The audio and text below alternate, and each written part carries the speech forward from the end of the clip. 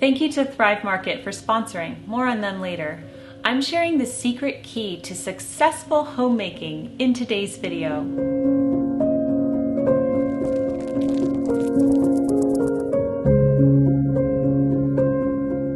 Welcome back to The Daily Connoisseur. My name's Jennifer and I am the author of At Home with Madame Chic, which is a book that explores the joys of homemaking. So I love homemaking. I have always been drawn to life at home and making it beautiful, and I have been through absolutely every season of homemaking. Seasons of joy, seasons of burnout, seasons of inspiration, and seasons of being stuck in a rut. I've been through it all, and I have learned over the years that there is one secret key to not only being a successful homemaker, but enjoying it. And that secret key is enthusiasm. That's it, enthusiasm. Let's look up the definition for enthusiasm. So according to the dictionary, enthusiasm is intense and eager enjoyment, interest, or approval.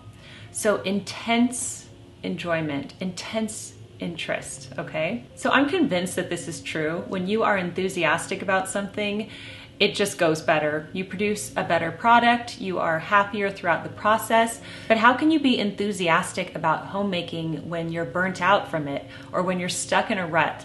Well, I'm going to give you 8 tips that are going to help you in today's video. Tip number 1 on how to have enthusiasm in your homemaking might be a little unexpected, but it's to start with your appearance. Okay, so a lot of people tend to save their worst clothes for home, and they wear them at home.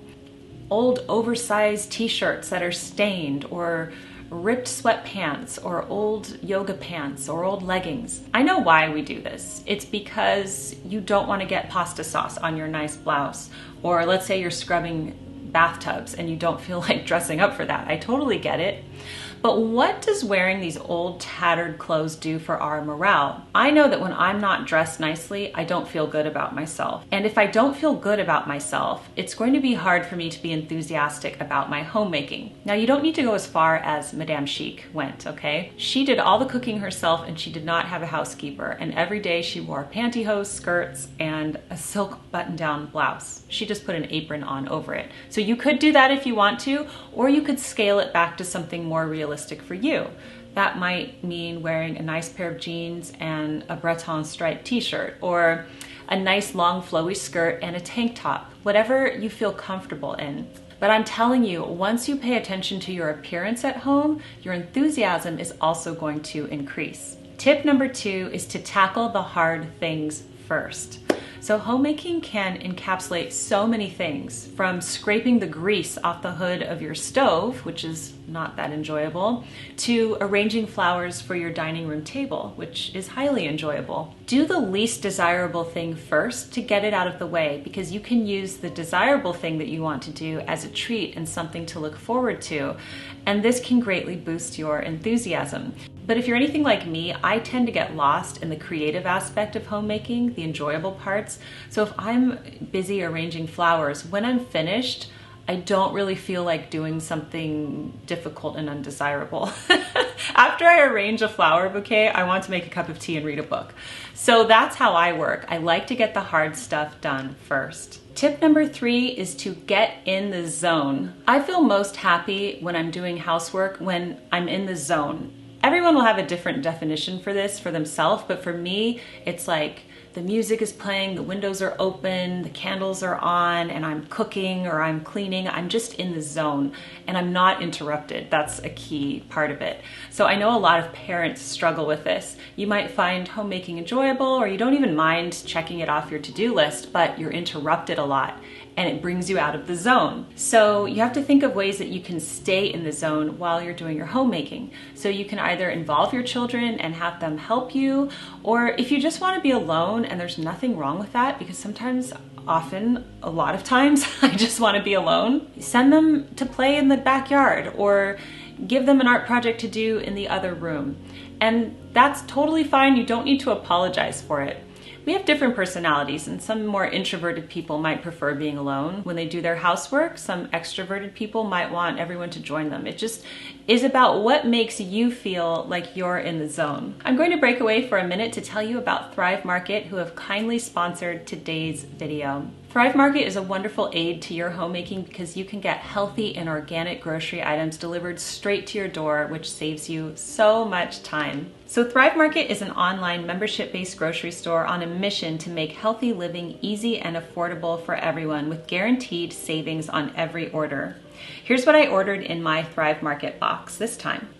I have organic cannellini beans, wild albacore tuna, smoked oysters, Thrive Market mac and cheese for the kiddos, organic strawberry spread, sunflower butter, miso broth, and ramen. As a Thrive Market member, you'll save on every single order of the highest quality organic and sustainable products, and you'll make back your annual $60 membership in savings. If you don't, Thrive Market will credit you the difference. One of the great features of Thrive Market is that if you have a specific diet or lifestyle that you follow, you can search for products under that filter. They make it so easy for you, and I absolutely love that. So join Thrive Market today to get 30% off your first order plus a free gift worth up to $60.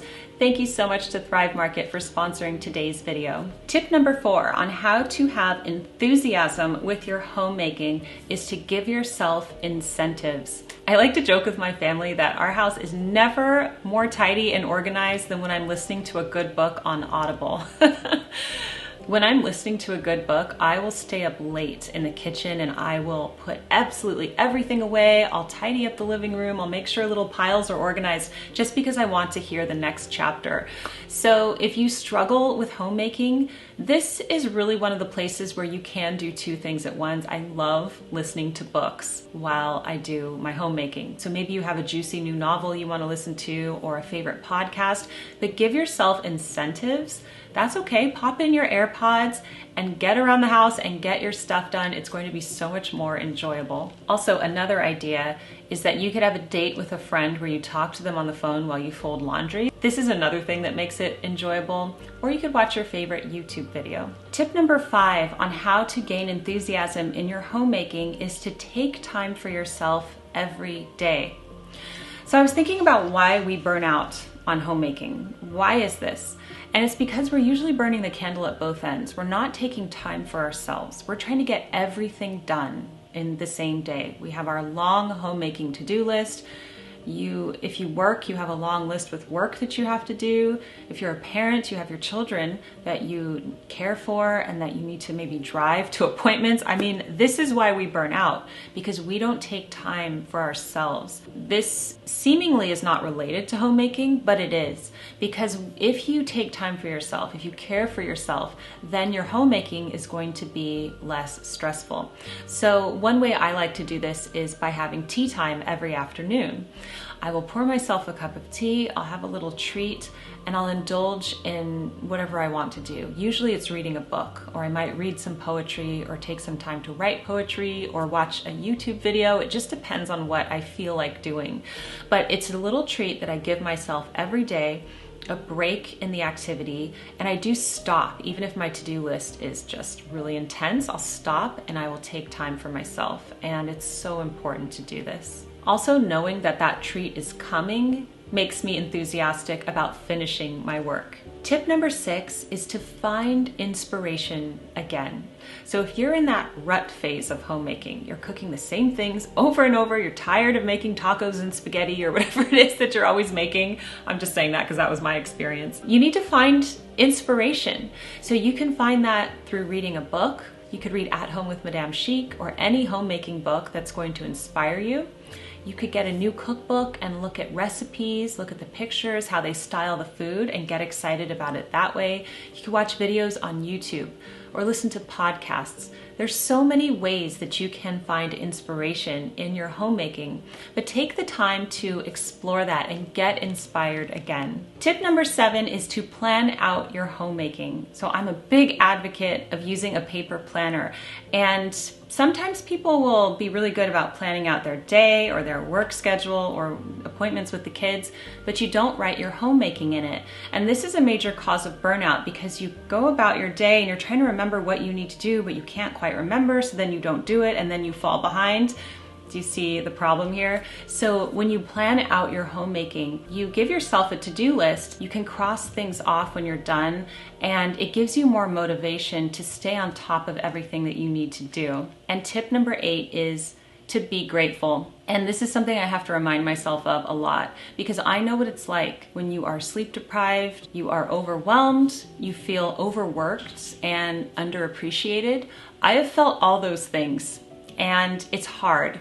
And when you feel like that, you don't feel like doing homemaking. You just want to give up because you feel like it's not doing any good and you'd rather just do something else. But when I go to that dark place, I like to be grateful for what I have, and that I have a house that I can take care of, that I have a family I can take care of, that I'm healthy enough to do it. So just look at those basic things and be grateful, and the gratitude is going to help pull you out of that dark place that you're in. As a final bonus tip, I do want to encourage you, if you're able to get help. And you can get help from a housekeeper or help from your family or swap help with a friend, whatever it is. You shouldn't have to do everything on your own by yourself, especially if you're overwhelmed. So I do want to leave that caveat. I have help with my housework. I haven't always had help. I've gone through seasons where I've had help and where I haven't. So I do know the difference between both, but it's important to really notice when you need help and when you feel like you can't do everything by yourself, to reach out and get help. I hope this video gives you inspiration and revs up your enthusiasm for your homemaking. Thank you so much to Thrive Market for sponsoring today's video. Don't forget to use my link below and you can get 30% off your first order plus a free gift worth up to $60. Keep calm and remain classy, everyone, and happy homemaking, and I will see you in my next video. Goodbye.